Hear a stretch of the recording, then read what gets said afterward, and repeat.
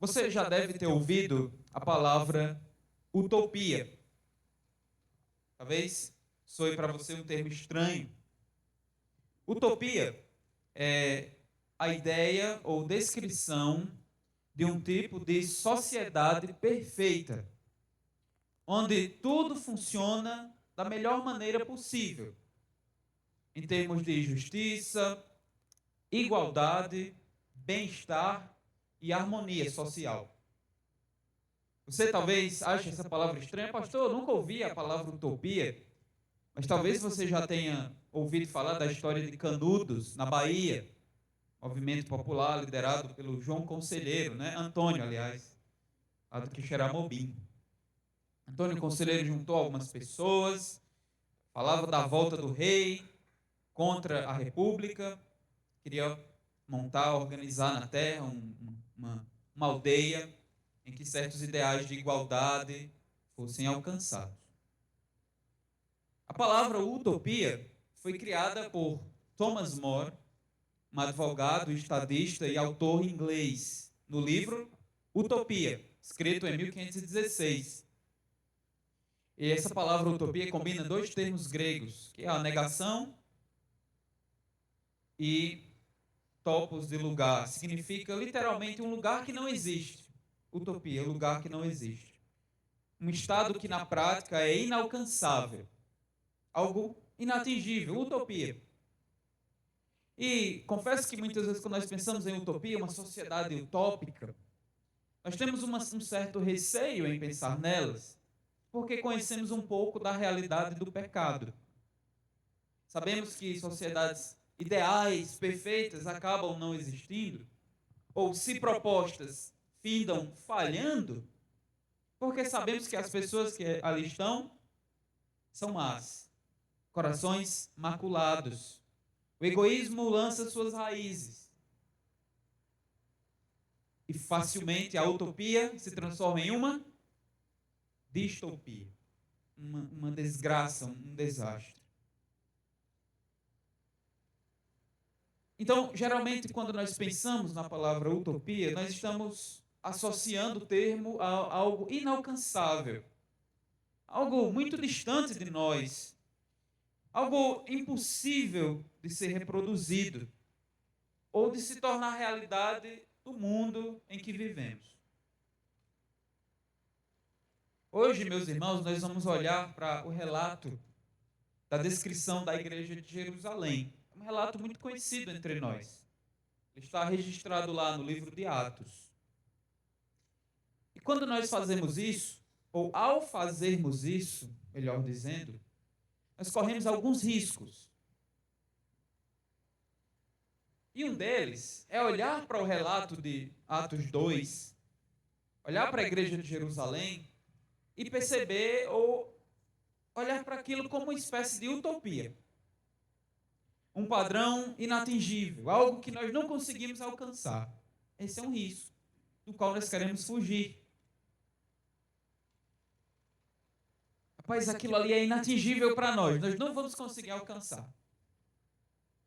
Talvez o pecado seja um grande obstáculo que trave o alcançar esse padrão. Mas um outro risco é de desanimarmos. Nós olhamos para aquele modelo, aquele padrão e ficamos desanimados. Um desânimo que pode nos levar a uma paralisia, por chegarmos a uma possível conclusão de que, rapaz, nós estamos muito distantes daquilo. Parece como uma mentalidade de tudo ou nada. Se nós não somos como eles, então nada podemos fazer. Mas meu intuito aqui, meus irmãos, com vocês essa noite, é que nós observemos essa igreja de Jerusalém como um modelo, um padrão, um paradigma alcançável, um modelo atingível, modelo de vida de igreja e de discipulado. Então, não olhemos para esse relato como uma utopia. Nós não conseguimos alcançar, ou se nos notamos muito distantes, desanimamos, mas como um modelo alcançável. Com a graça do Senhor, o agir do Espírito Santo em nós, a direção da sua palavra, nós podemos alcançar um padrão, ou esse padrão. Os modelos, meus irmãos, servem como guias para as nossas ações. Nós precisamos de modelos. Os padrões comunicam para nós metas e objetivos. Do tipo, rapaz, onde é que nós estamos querendo chegar como igreja? Como Igreja Batista da Fé, aqui no Juazeiro, aqui no Triângulo, debaixo da palavra de Deus, pastores e ovelhas. Onde nós queremos chegar? Ter um padrão, um paradigma e um modelo nos ajuda a entender nossos objetivos e metas. Onde é que nós estamos querendo chegar? Mas os paradigmas também servem como referências de localização. Do tipo, em que ponto estamos? Certo, nós temos um padrão lá, mas quão distante ou quão próximo estamos do ideal que nós almejamos alcançar? Estamos perto dele ou estamos distante dele? Modelos e padrões também motivam as nossas atitudes. É evidente. Quando observamos o modelo, nós refletimos o que nós podemos fazer para chegar lá? O que deve ser feito? O que nós podemos fazer para chegar lá naquele modelo, para alcançar aquele padrão? Mas também, pensar em padrões bíblicos de como é ser igreja, como é viver vida de discipulado, equilibra nossas ênfases em ministérios. Sociedade masculina, feminina, mocidade, ministério infantil, sociedade dos idosos. Nós precisamos ter um padrão para que as nossas ênfases em cada um desses ministérios que a igreja cultiva seja equilibrada. E assim, pensar em padrões e modelos também equilibram e balanceiam os nossos esforços. Porque talvez nós estejamos dando ênfase demais em uma coisa que, certo, é importante, mas negligenciando outras áreas importantes na vida da igreja. Observar padrões é importante, meus irmãos, porque muitas vezes nós escapamos deles. Nós precisamos voltar de modo recorrente a padrões. Será que nós nos desviamos um tanto aqui da rota que Deus traçou para a sua igreja? Nós devemos redescobrir esses padrões, estar expostos diante deles novamente. Estou certo que essa não é a primeira e muito provavelmente não será a última vez que nós vamos ler, ou vocês como igreja nessa trajetória, o texto de Atos 2. É uma vez mais, mas espero que com ele Deus nos traga de volta aos padrões, ao padrão bíblico da igreja e reequilibre as nossas ênfases. Então vou agora convidar você a abrir sua Bíblia em Atos capítulo 2, verso 42 ao 47.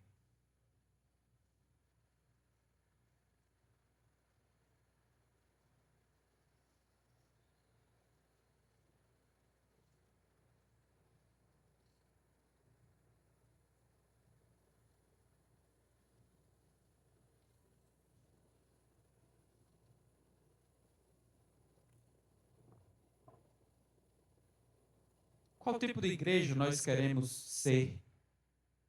Que tipo de vida de crente, de discípulo nós queremos viver? O texto diz o seguinte: e perseveravam na doutrina dos apóstolos e na comunhão, no partir do pão e nas orações. Em cada alma havia temor, e muitos prodígios e sinais eram feitos por intermédio dos apóstolos. Todos os que creram estavam juntos e tinham tudo em comum. Vendiam as suas propriedades e bens, distribuindo o produto entre todos, à medida que alguém tinha necessidade. Diariamente perseveravam unânimes no templo, partiam o pão de casa em casa e tomavam as suas refeições com alegria e singeleza de coração, louvando a Deus e contando com a simpatia de todo o povo. Enquanto isso, acrescentava-lhes o Senhor dia a dia os que iam sendo salvos. Vamos orar. Nosso Deus do céu, obrigado por tua direção. É teu povo que está aqui.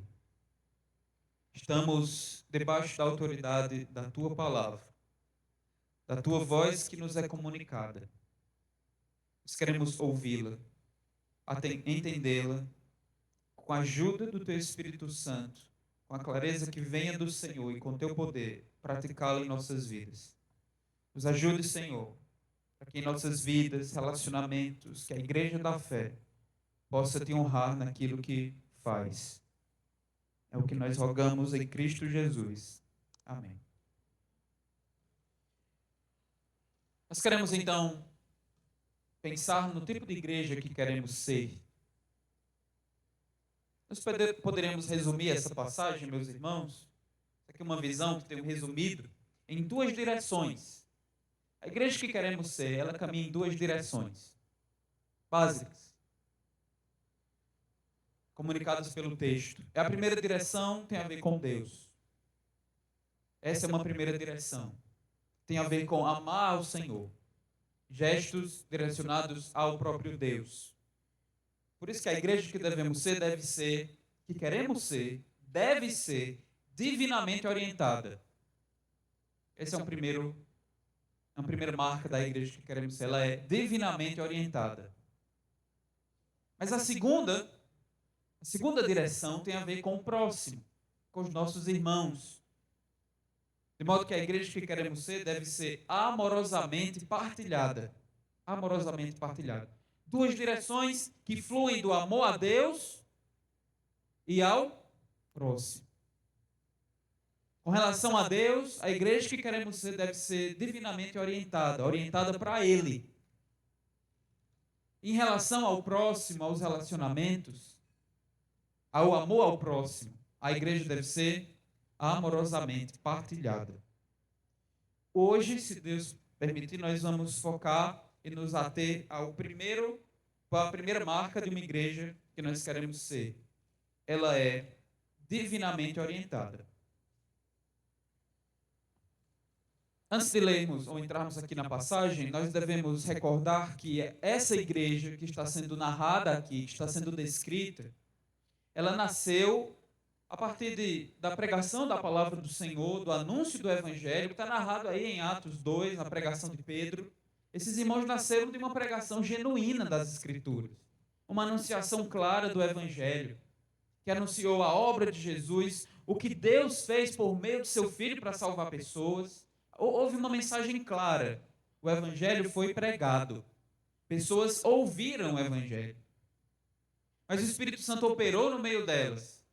Elas se converteram ao Senhor, se arrependeram dos seus pecados. Clamaram a Pedro, né? O que é que nós devemos fazer, Pedro? Jesus foi apontado como uma esperança. Essas pessoas creram, foram batizadas e agora estão vivendo como igreja aqui. Mas uma igreja, em primeiro lugar, divinamente orientada pelo Espírito, ou orientada para Deus, ela aprende de Deus. Essa aqui é uma primeira marca. Pensando no fato de que a igreja é orientada para Deus. Uma igreja orientada para Deus aprende dele, aprende do Senhor. Isso está narrado aí para nós e descrito no verso 42, em que Lucas diz que a igreja perseverava na doutrina dos apóstolos. Então, uma igreja orientada para Deus está aprendendo dele. Nós temos aqui o termo doutrina dos apóstolos, mas nós poderíamos ler como o ensino dos apóstolos. É certo que esses homens, os apóstolos, eles possuíam uma autoridade singular, uma autoridade distinta na formação da igreja. Eles foram escolhidos dentre os discípulos, dentre os seguidores de Jesus, estiveram junto dele, aprenderam dele. Não é à toa que Paulo, em sua carta aos Efésios, menciona que a igreja foi edificada a partir do fundamento dos apóstolos. Ele diz que a igreja é edificada sobre o fundamento dos apóstolos e profetas. Também é evidente que nesse primeiro momento, o ensino da igreja estava, de algum modo, centralizado nos apóstolos, dada a continuidade entre o que eles ensinaram com os ensinos do próprio Senhor Jesus. No capítulo 6, você não precisa abrir ainda, Mas no capítulo 6 do livro de Atos, esse ensino aqui ganha mais um contorno que esclarece. Ele é descrito pelos apóstolos como a palavra de Deus ou ministério da palavra. Alguns estudiosos mencionam que esse ensino aqui apostólico poderia ter ocorrido junto com as refeições que são mencionadas posteriormente, talvez depois do prato principal. Um comentarista afirma que os banquetes ou festas da época, festas gregas, romanas, tinham em geral alguma forma de entretenimento, quer sejam músicas, flautas, dançarinas, ou para aqueles com gosto mais refinado, palestras, leituras ou recitação de poesias ou discussões filosóficas. Entre os judeus, em meio a refeições, os tópicos pós-refeição envolviam discussões da Torá. Lembra que não é incomum isso, até no ministério de Jesus, é um costume judaico. Lembra que aquele Simão, fariseu, convida Jesus para uma refeição na sua casa e ali um pretexto para conversa, né, debate sobre a lei. Em outras partes do livro de Atos, nós notamos uma ênfase no ensino na igreja muito semelhante a esse. Eu quero que você acompanhe aí algumas dessas leituras comigo.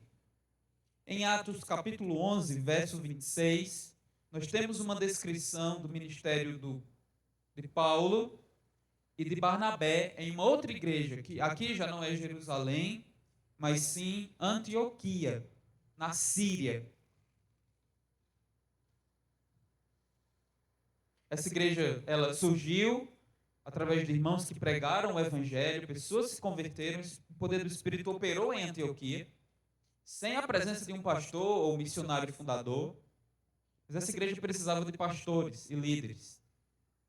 E aí Barnabé vai até onde Paulo está e busca para que ele ensine, ou seja, aquele que vai ensinar em Antioquia.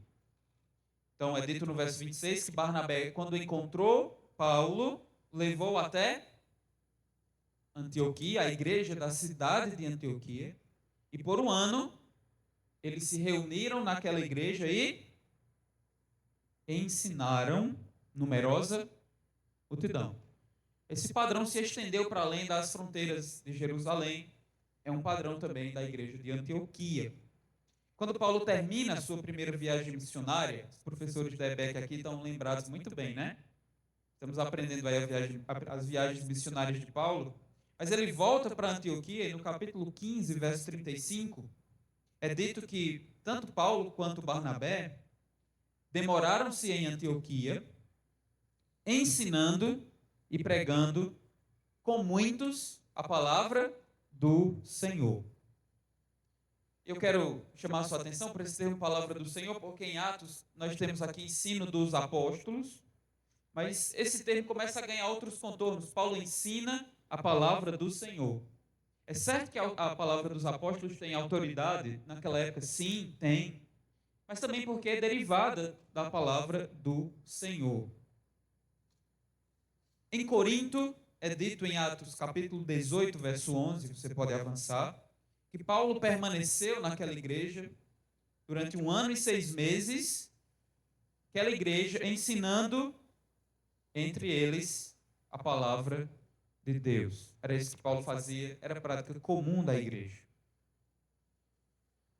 No capítulo 20, verso 20 de Atos, é aquele momento em que Paulo ele está indo para Jerusalém, depois das suas viagens, uma certa expectativa de que nada de bom vai acontecer com ele lá.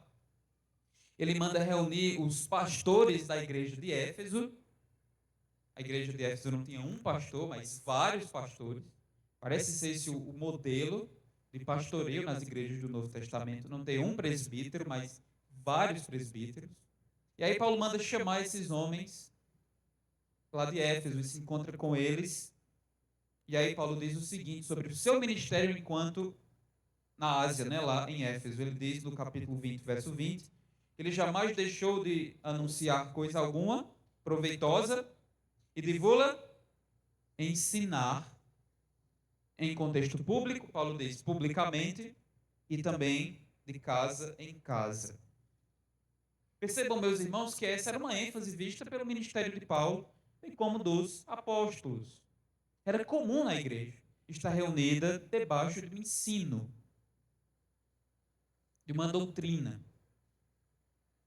Nós devemos também pensar nesse ensino como parte fundamental do cumprimento de Mateus 28, 18 ao 20, em que Jesus comissiona os seus discípulos a ensinarem. Ensinem todas as coisas que eu tenho ordenado. Então, esse ensino dos apóstolos, nós podemos afunilar que é o ensino da palavra de Deus, a autoridade é das Escrituras, é do próprio Deus, e é parte fundamental da obra do discipulado. Isso é marca de uma igreja orientada para Deus. Aqui, orientada para a palavra de Deus aqui. Para a doutrina bíblica que vem do Senhor, que é ensinada com a autoridade que vem das Escrituras. E aqui, meus irmãos, nós devemos nos apegar a isso. Uma igreja orientada para Deus. Ela ouve as Escrituras, ama as Escrituras. Existem alguns obstáculos a serem evitados por nós. Olha, meus irmãos, nós não devemos presumir que erros doutrinários, ou aliás, que nós estamos invulneráveis a erros doutrinários. Eles podem acontecer. Podem acontecer. Nós corremos o risco de, por exemplo, como algumas igrejas em certos cenários brasileiros, algumas, costumam ou demonstram uma tendência de substituir a exposição bíblica por mensagens que soam motivacionais. Como a gente ensinou na EBD, não é aquela ênfase que vai estar tudo certo na sua vida, é orientação para emprego, tudo descontextualizado, Deus quer o melhor para você. A salvação é distorcida e não se torna a promessa de um novo céu e de nova terra, mas quase que como uma redenção aqui, nesse mundo, desse lado da eternidade. Se nós não nos apegarmos ao ensino da palavra de Deus, nós corremos o risco de cairmos no meio do pragmatismo, de fazermos as coisas porque elas dão certo. Fazer certas coisas porque uma certa igreja fez e deu certo lá. Mas nossa preocupação quanto igreja não é se uma igreja se deu certo ou não, mas se é bíblico ou não. Se Deus se agrada com esse caminho ou não se agrada. É porque deu certo em algum lugar. Certo? Que bom. E se deu certo, nós podemos nos apropriar, imitar, adaptar. Mas é bíblico isso. Nós corremos o risco também, meus irmãos, de nos apegarmos a meras tradições denominacionais, que são tipicamente humanas. Jeito de fazer as coisas, crenças, que são meras tradições denominacionais. Não estou me colocando aqui como alguém que é contra as tradições denominacionais, mas elas precisam ser, de modo recorrente, comparadas à luz das Escrituras, da revelação de Deus. Se uma igreja, se os membros de uma igreja não forem apegados às Escrituras, ao ensino bíblico, uma doutrina sólida, uma igreja doutrinariamente sólida, nós podemos correr o risco de vermos membros imaturos ou uma igreja vulnerável a heresias em seu meio.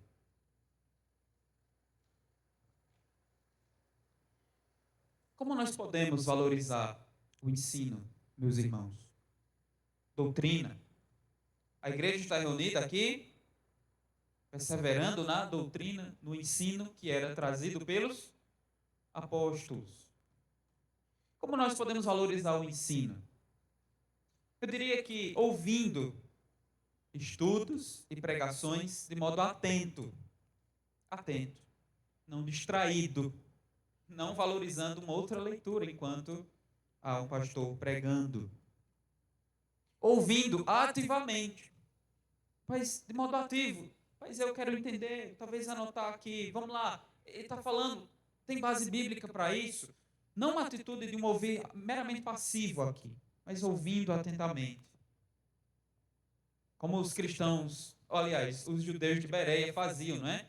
Paulo pregava e vocês lembram da atitude deles, né? Rapaz, está na Bíblia isso, vamos ver, o camarada está falando, mas tem um norte bíblico aqui, tem um padrão para a gente avaliar, tem, você está com a Bíblia na mão, não é? Você valoriza o ensino das Escrituras, a semelhança da Igreja de Jerusalém, buscando aprofundamento pessoal. Eu quero entender melhor, é um interesse meu, assim que uma igreja deve ser. Sobretudo, meus irmãos, porque ama a Deus. Esse Deus me transformou, esse Deus me deu seu filho, me amou tanto. Será que não há margem ou para esforço da nossa parte, para entender melhor desse Deus, da sua salvação, da sua pessoa? Eu diria ainda, meus irmãos, me permitam usar essa metáfora, a igreja valoriza o ensino, vou explicar isso aqui, mas capilarizando o ensino. Você sabe o que é um capilar, não é? Então pensa me permita essa metáfora da imagem da igreja como o sangue. Na palavra de Deus precisa ser bombeada para todas as partes da igreja. E a palavra nutre a igreja, como o sangue nutre o corpo, as células com oxigênio. Precisa ter um coração que pulse. Mas esse sangue precisa ser espalhado para várias partes, não é? Através dos canais, né? Tem lá as veias. Eu não sei exatamente se é veia ou artéria, mas eu acho que é a veia que leva, né? O sangue com oxigênio. Estou certo ainda. As aulas de biologia me ajudaram. E aí, as veias levam a palavra, mas ela precisa ser disseminada. A gente poderia dizer que o trabalho do pastor aqui no domingo é ser como a veia, né? Levando sangue para nutrir a igreja. Mas esse ensino precisa ser transmitido através daqueles as veiazinhas pequenas, né, que são chamadas de capilares. Isso acontece na vida dos irmãos. O irmão ensinando o outro, um irmão discipulando o outro, e a palavra é disseminada. É assim que nós valorizamos o ensino também, boa doutrina, sendo pregada e ensinada, não só domingo, mas na vida dos irmãos. Um levando a palavra para outros. Isso também é papel nosso quanto discípulos, não é? Só porque nós estamos falando aqui, não é só uma ênfase pastoral, mas porque é tarefa de quem é discípulo de Jesus, ensinar. Os apóstolos estavam ensinando, sim. Paulo estava ensinando enquanto apóstolo nos locais em que ele pregava, sim. Mas na frente é dito que existem pastores mestres dedicados ao ensino, sim. Mas não é tarefa exclusiva dos pastores. Não é tarefa que se restringiu aos apóstolos. Cabe a todos os membros. E ao fazer, valorizar as Escrituras, porque somos uma igreja que buscamos ser orientada para Deus. Mas você também pode valorizar o ensino das Escrituras como aquele que ensina. Nós temos aqui, graças a Deus, muitos irmãos que ensinam na Escola Bíblica Dominical, na EBEC, uma bênção. Mas você pode se dedicar ainda mais ao fazê-lo. Se dedicar, rapaz, tem lá, pastor, o livrinho que o senhor me dá para estudar para a EBEC, não é? A gente passa aí, Luana vai chegar para você, está aqui mesmo, semana que vem. Aí você vai ler a Bíblia, você vai ler aquilo, orar, estudar, entender, valorizando o ensino. Aos que ensinam a palavra de Deus devem se dedicar em fazê-lo. E aos que não ensinam, você pode valorizar o ensino buscando aprender. Aprender para ensinar, como parte do cumprimento da sua missão de fazer discípulos. É minha missão, dada a mim por Jesus, dada a nós como igreja. Eu preciso ensinar. Pastor, eu não sei ensinar. Você pode aprender a ensinar. Você pode fazer isso também valorizando momentos de ensino. Participando sempre que for possível. Momentos de ensino. A igreja está reunida, a igreja da fé está reunida, muitas vezes para momentos de ensino. Você valoriza o ensino das Escrituras valorizando os momentos em que a igreja está reunida com essa finalidade. Nós precisamos, meus irmãos, como nos mostra o modelo da igreja de Jerusalém, nós precisamos batalhar. Inclusive é uma linguagem bíblica na carta de Judas. Nós devemos batalhar pela fé que foi entregue aos santos. E fé ali não tem a ver com confiança em Deus, tem a ver com um conteúdo. E a igreja deve lutar por isso. para que isso seja preservado, para que isso seja crido por nós e para que isso seja disseminado entre nós. Nós precisamos batalhar para que a nossa fé seja alinhada com a Bíblia.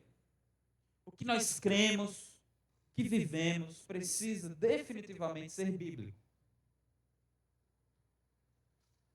E para ilustrar esse ponto e encerrá-lo, eu quero trazer para vocês uma ilustração aqui de um livro chamado Radical, resgatando a sua fé de um cristianismo impotente, do autor David Platt, utilizado aí pelos jovens na classe sobre ética, né? Lá, Sara e Raif devem lembrar. O autor ou o escritor, ele teve uma experiência em uma igreja na Ásia. Ele não diz o país, talvez para preservar os cristãos, em que é terminantemente proibido haver manifestações cristãs.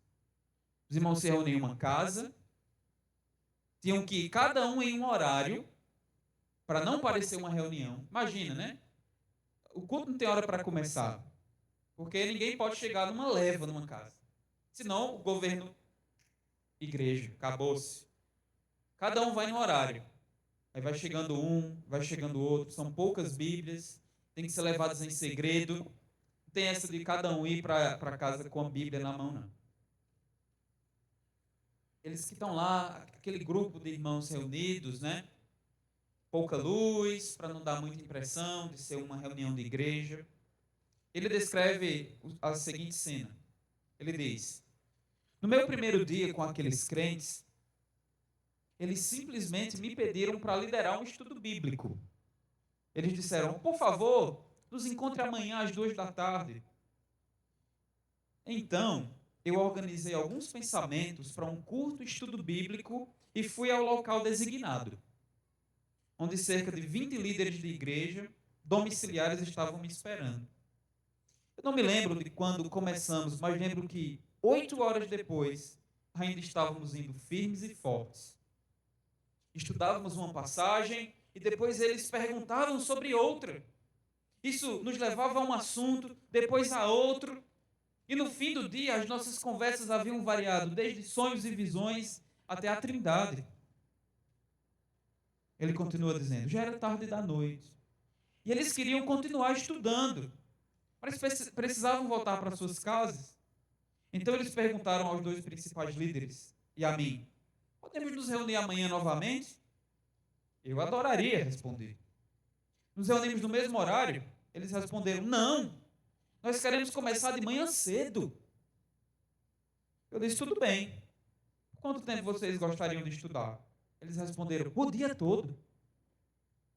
Daí se iniciou um processo em que, pelos 10 dias seguintes, de 8 a 12 horas por dia, nós nos reuníamos para estudar a palavra de Deus. Eles estavam sedentos. No segundo dia, eu apresentei àqueles crentes relativamente novos a história de Neemias. Eu lhes apresentei o histórico e a história desses livros da Bíblia e lhes mostrei a importância da palavra de Deus. Depois, nós tivemos um pequeno intervalo e eu vi os líderes conversando seriamente sobre algo em pequenos grupos. Alguns minutos depois, um deles se aproximou de mim. Nós nunca havíamos aprendido nada dessa verdade antes e queremos aprender mais. E então jogou a bomba. Você estaria disposto a nos ensinar sobre todos os livros do Antigo Testamento enquanto estiver aqui? Eu ri. Sorrindo, disse: do Antigo Testamento inteiro? Isso levaria um longo tempo. Àquela altura da conversa, os outros estavam participando e disseram: faremos o que for preciso. A maioria de nós é formada por agricultores e trabalhamos o dia todo, mas deixaremos os nossos campos sozinhos pelas próximas 2 semanas, se pudermos aprender sobre o Antigo Testamento. Então foi o que fizemos. No dia seguinte, eu os guiei por uma visão geral da história do Antigo Testamento. Em seguida, começamos em Gênesis e nos dias seguintes estudamos os destaques e os principais temas de cada livro do Antigo. Do penúltimo dia, está perto de acabar aqui, nós terminamos em Malaquias. E eu tinha ainda 12 horas para ensinar e não fazia ideia sobre o que falar. Depois que você já ensinou Abacuque, o que é a mais para cobrir? Então, no último dia, comecei a ensinar sobre um assunto aleatório. Porém, dentro de 1 hora, fui interrompido por um dos líderes. Nós temos um problema, ele disse.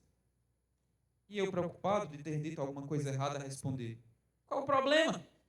Ele respondeu: você nos ensinou o Antigo Testamento, mas não nos ensinou o Novo. Eu sorri, mas ele estava falando sério. Nós gostaríamos de aprender o Antigo Testamento hoje, ele disse. Com os outros líderes da sala balançando a cabeça em confirmação, eu não tive escolha. Durante as 11 horas seguintes, nós caminhamos em passos largos, de Mateus a Apocalipse. Essa história é evidente, tem essas marcas, porque é um contexto carente de ensino. E nós precisamos desse desconto. Mas essa história me emociona porque demonstra pessoas sedentas por aprender. E não pessoas indiferentes, apáticas. E talvez a apatia chegue e bata a porta do nosso coração porque nós julgamos que temos em abundância, não é? Aqui eu devo lembrar de uma conversa que nós tivemos recentemente com o pastor Velk. Ele disse: olha, você vai ali no São Luís, você encontra 2 mangas, às vezes por R$ 5, a depender do momento, né? Manga cara, numa bandejinha com um rótulo lá, ou então pinha, né? Caríssimo o pinho. E o pessoal compra às vezes, né? Você olha, faz 2 manguinhas lá, R$ 11, que coisa. Você vai no sítio da sua avó, as mangas estão como lá? Virando lama debaixo do pé. E não pegue lá, e você, rapaz, a gente não quer nem saber de manga, está enjoado, né?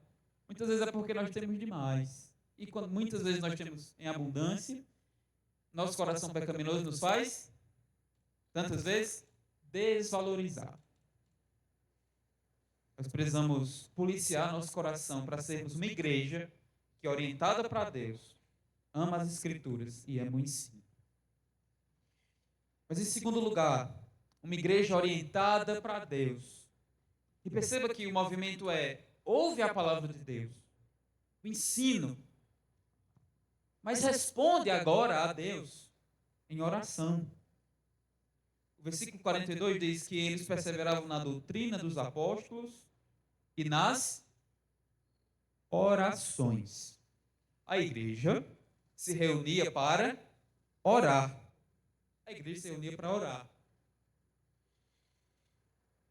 Haviam reuniões de orações coletivas, nas quais o maior número de membros das comunidades se reuniam.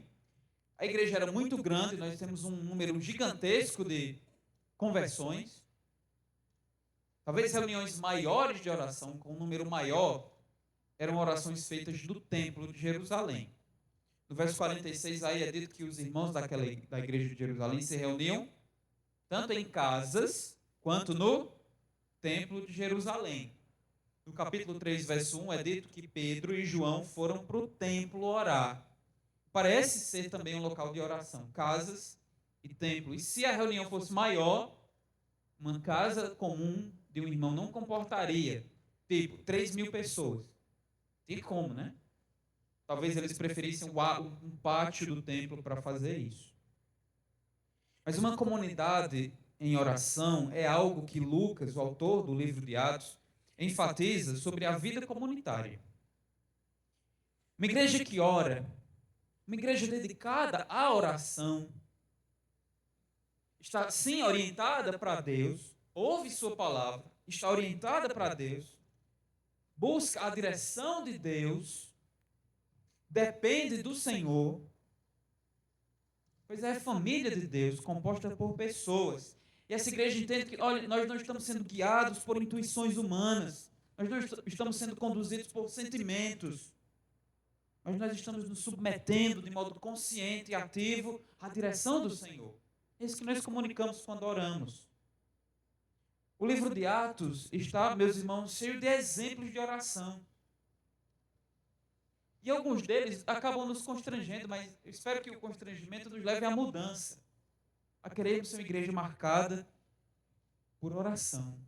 Vidas marcadas por oração. O livro de Atos nos ensina que os líderes da igreja devem priorizar e serem modelos de oração. Os líderes da igreja. Essa é uma responsabilidade que também cabe a mim. Eu já mencionei, mas no capítulo 3, verso 1, é dito que Pedro e João subiram ao templo para oração. Eles foram orar. Líderes foram orar. Eu peço que você me acompanhe, então, também. No capítulo 6, verso 4. Brevemente, diante daquele problema, não é? É um problema que surgiu daqui, do texto que nós estamos lendo, né? A igreja distribuía alimentos para os mais necessitados, ou recursos. Mas quem estava cuidando e administrando esses recursos eram os apóstolos. E eles entenderam que não cabia para eles esse papel prioritário, porque deveriam se dedicar à oração. No capítulo 6, verso 4, eles dizem: quanto a nós, nos consagraremos à oração. Pedro viajando em direção à casa de Cornélio, no capítulo 10, verso 9, o texto diz que por volta de meio-dia, enquanto eles viajavam e se aproximavam da cidade, Pedro subiu ao terraço para orar. Nós vemos aqui que os líderes da igreja devem ser pessoas que priorizam a oração. E líderes são exemplos de oração para a igreja, ou devem ser exemplos de oração para a igreja. Se os líderes da igreja não demonstram uma vida de oração, ou não incentivam ativamente a oração nas reuniões, isso pode comunicar à igreja, aos irmãos, que oração não é tão importante ou essencial assim. Nós precisamos de exemplos vivos, e os líderes devem dar exemplos vivos que vibram com a oração. E isso estimula os demais irmãos. Mas em Atos não é apenas os líderes que são exemplo de oração. Não são os líderes que valorizam a oração, como Pedro. Mas a igreja também ora. A igreja ora em meio a crises. No capítulo 12, lembra? É uma passagem que a igreja está enfrentando uma crise. Tiago foi morto por Herodes. Agripa foi degolado. Pedro está preso na expectativa de um fim muito parecido. Pedro está na prisão. E parece que a igreja está sendo atacada, está sofrendo. Um líder importante foi capturado, espera o martírio. E parece que no meio desse caos, Lucas diz, no capítulo 12 de Atos, verso 5, Pedro ficou detido, mas a igreja orava intensamente por ele. A igreja estava reunida para orar em meio à crise. E depois que Deus miraculosamente liberta Pedro, ele sai da prisão, é um milagre, ele sai e vai até a casa de Maria, é dito no versículo 12, Maria, mãe de João Marcos, e ele diz, onde muita gente se havia reunido e estava orando. Aí você percebe que a igreja estava reunida em uma casa de uma irmã para orar. Vamos orar para que Pedro seja liberto. E Deus liberta Pedro. Olha que maravilhoso. E a igreja prospera. A igreja também ora, meus irmãos, não só em meio a crises, mas também em Atos, a igreja ora por capacidade para cumprir sua missão. Observe no capítulo 4, verso 29. Depois do relato de que Pedro e João foram presos pelo tribunal do Sinédrio, tribunal judaico em Jerusalém, foram ordenados a não mais pregar, sofreram por causa de Jesus, e quando eles chegam com esse relatório à igreja, a igreja fica, ela vibra de alguma forma e ora. E na oração, eu quero chamar a sua atenção para o verso 29 que diz, eles dizem, agora, Senhor, olha para as suas ameaças e concede aos teus servos que anunciem com toda intrepidez a tua palavra. Então, em outras palavras, a igreja está pedindo oração para ousadia, coragem para cumprir a missão de quê? De Aqui é a missão do evangelismo, de anunciar o nome de Jesus, anunciar as boas novas. A igreja, a oração comunica, Deus, nós precisamos do teu poder para fazer aquilo que o Senhor quer de nós. Eu costumo pensar assim, nós tentamos encorajar e ser em nossas vidas, né, pessoas que evangelizam. Mas o temor pode ser um obstáculo, né? Pastor, olhe, eu não consigo, eu não tenho um dom, eu tenho receios, uma pessoa muito tímida assim para pregar para alguém, eu nem me vejo fazendo isso. Das primeiras perguntas que eu faço é: você já pediu a Deus quantas vezes? Antes de se render ao seu. Não, pastor, eu me rendo, não consigo. Dê um papel aí, ó, eu não consigo, eu assino. Mas quantas vezes você já orou assim com fervor? Deus, eu sei que é uma missão que o Senhor me deu, é tua vontade, que eu seja testemunha, que nós sejamos testemunhas. Então, Deus, eu sei que é isso que o Senhor quer de mim, eu quero te obedecer, mas existem muitos obstáculos que impedem a obediência. Quebra esses obstáculos em mim. Remove do meu coração o temor pecaminoso dos homens. Você já fez isso? Alguma vez? Você que talvez já tenha dito que não consegue pregar para o seu colega de trabalho ou da faculdade. Não consegue ter uma conversa evangelística com alguém na qual você pode oferecer o estudo e pregar por causa do medo. Mas você já orou? Deus me dê. E como Jesus diz, insista com Deus, vai insistindo. Me dá, Senhor, capacidade, ousadia para pregar. A igreja também ora para escolher líderes. A igreja depende de Deus, está comunicando Deus, nós escolhemos líderes debaixo da tua direção. Em Atos, capítulo 14, verso 23, é dito: promovendo-lhes em cada igreja a escolha de presbíteros ou pastores, depois de orar com jejuns, os encomendaram ao Senhor em que haviam crido. Quando a igreja ora, a igreja demonstra dependência de Deus, dependência do seu poder e da sua direção. Mas nós também enfrentamos alguns obstáculos aqui, meus irmãos. Talvez um deles seja uma falta de compreensão do valor da oração. Ou talvez nós não oremos tanto assim, ou não enfatizemos tanto a oração, porque talvez tenhamos abraçado mais do que deveríamos alguns males do pragmatismo. Porque nós tantas vezes valorizamos ações visíveis e resultados mensuráveis.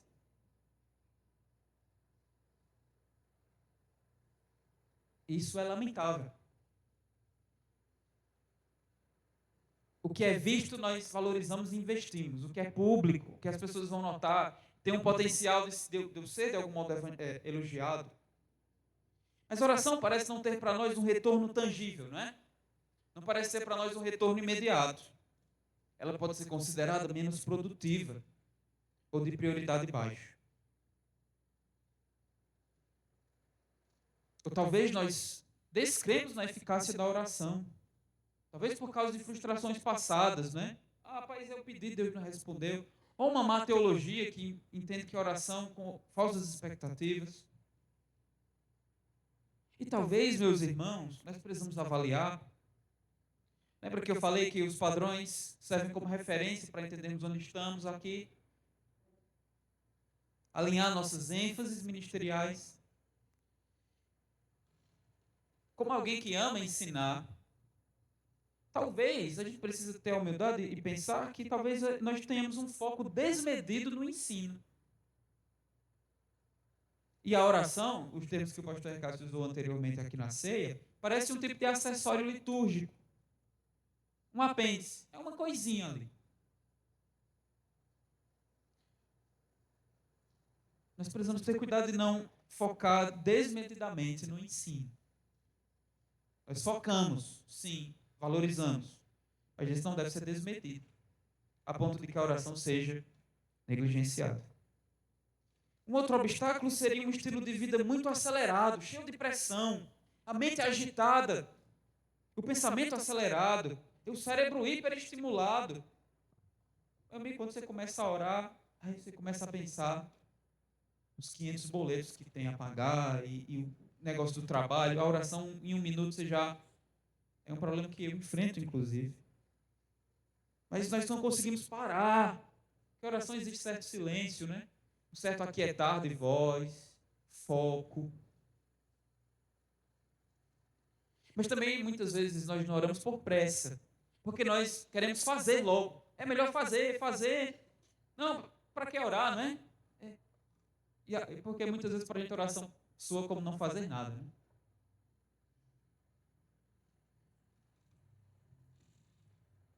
Igrejas que oram pouco, líderes que oram pouco, ou irmãos que oram pouco, podem demonstrar na prática que estão confiando mais no braço da carne, mais em estratégias humanas do que no Espírito Santo.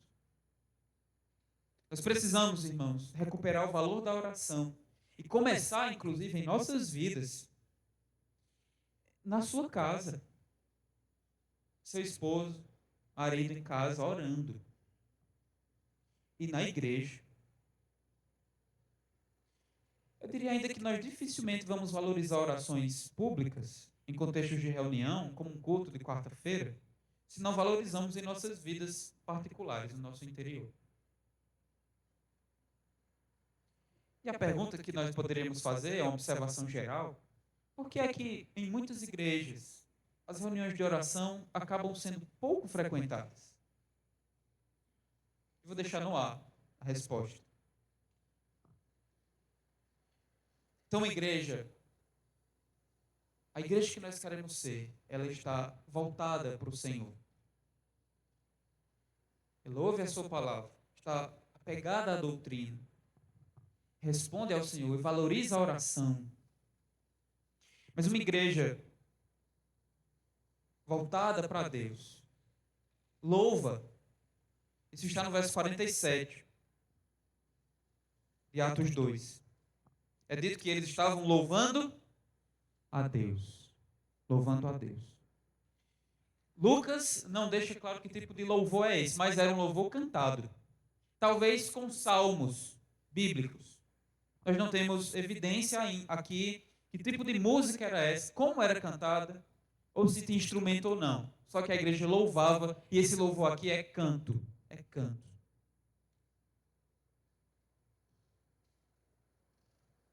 Uma expressão de louvor ao Senhor, reconhecendo seus poderosos feitos, sua salvação e elogiando seu caráter. Irmãos, é curioso, porque Paulo menciona, eu quero só fazer aqui um parênteses, que em Efésios capítulo 5, 18, uma das formas de crentes serem enchidos com o Espírito Santo, e aí Paulo diz, olha, não se encham com vinho, não se embriaguem com vinho, não sejam controlados pela bebida, sejam controlados pelo Espírito Santo. Inclusive, ser controlado pelo Espírito Santo nos leva a uma vida de santidade, nos leva a uma vida de ousadia para evangelizar. Então, acredito que todos nós queremos ser cheios do Espírito Santo. E a pergunta é, pastor, certo, mas como ser cheio do Espírito Santo? Paulo diz, em Efésios 5,18, ele diz o seguinte, não vos embriagueis com vinho, no qual há dissolução, mas enchei-vos do Espírito. Como? Falando entre vós com salmos, entoando e louvando de coração ao Senhor com hinos e cânticos espirituais. Uma das formas de nós sermos cheios do Espírito Santo é cantando. Ora, quando nós cantamos, meus irmãos, nossos corações são moldados, nossos afetos são direcionados para o Senhor. Cantar é parte fundamental da vida da igreja. A igreja estava louvando a Deus aqui em Atos. É um instrumento através do qual nós somos cheios do Espírito Santo, nosso coração é transformado, nossas afeições são moldadas, nosso amor por Deus cresce. Portanto, meus irmãos, só algumas pequenas orientações. Nós devemos ser uma igreja que canta de modo consciente aqui. Eu quero só lembrar vocês que, assim como eu, acredito que muitos de nós têm uma tendência de, quando o slide está aqui, você começa a cantar no modo automático. É como Você já sabe a música e só canta, sem pensar na letra, sem meditar nela, sem refletir. Nós precisamos cantar de modo intencional, de modo consciente, e não no modo automático, não é? E outra coisa, cantar mesmo. Se a igreja louva, você canta, não é? É para ler, não, ali. Eu não estou aqui cantando, né? Com o pessoal do louvor. Mas eles devem olhar para vocês aqui e ver a igreja cantando. Cantando. A marca da igreja é que ela está respondendo a Deus em oração e louvor. Mas há uma resposta viva, ativa, louvor. E para finalizar, meus irmãos, essa igreja que é divinamente orientada, ela valoriza a palavra de Deus, responde em oração, louva ao Senhor, mas ela também teme, há temor do Senhor. O verso 48 diz, aliás, 47, desculpa, 3. Em cada alma havia temor. Em cada alma havia temor. No capítulo 9, verso 31, essa expressão é descrita para a igreja como temor do Senhor. Então é dito que a igreja tinha paz por toda a Judeia, Galiléia e Samaria, edificando-se e caminhando no temor do Senhor. Igreja, então, esse temor aqui é o temor do Senhor. E nos restringindo ao livro de Atos, esse temor na igreja surge, por exemplo, naquele momento em que Ananias e Safira tentam enganar os apóstolos, lembra? A igreja lá, alguns vendiam tudo que tinham, depositavam aos pés deles, e Ananias e Safira, não, a gente vai vender aqui nosso terreno, a gente vai dar uma parte só, mas vamos dizer que é tudo. Terrível decisão. E aí Pedro diz, olha, vocês mentiram. Mentiram para o Espírito Santo, eles não mentiram a homens, não. O negócio aqui é sério. Eles morrem lá, são julgados instantaneamente por Deus. E o pessoal diz, não, tem um Deus do Antigo Testamento e um Deus do Novo, né? Esse é o mesmo Deus, meu amigo. Servir a Deus é coisa séria. Eles morrem. Já pensou se nós tivéssemos esse tipo de disciplina hoje aqui, não é? Mas é dito no capítulo 5, verso 5, que quando isso aconteceu, veio muito temor aos ouvintes. É dito, ouvindo estas palavras, Ananias caiu e expirou, sobrevindo grande temor aos ouvintes. Então, uma igreja que teme a Deus, ela teme diante da santidade do Senhor e da santidade que Deus requer do seu povo. Isso é uma igreja que teme.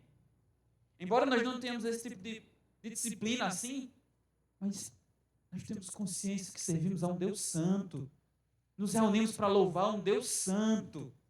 Deve haver temor em nossos corações, meus irmãos. Reverência na hora da reunião, na hora do louvor. Reverência a Ele. Temor em nossos corações.